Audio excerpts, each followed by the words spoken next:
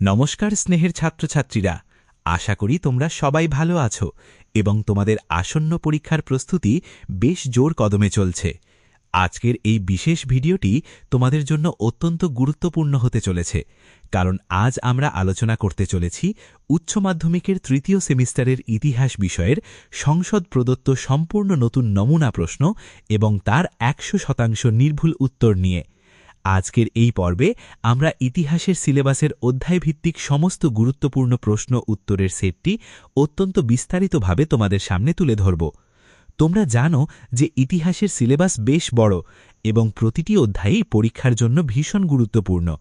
আমাদের আজকের এই সম্পূর্ণ সংকলনে যে অধ্যায়গুলোকে কেন্দ্র করে আমরা আলোচনা সাজিয়েছি, তার মধ্যে প্রথম অধ্যায়ে রয়েছে ৩টি অত্যন্ত চমকপ্রদ ও তথ্যবহুল পর্ব।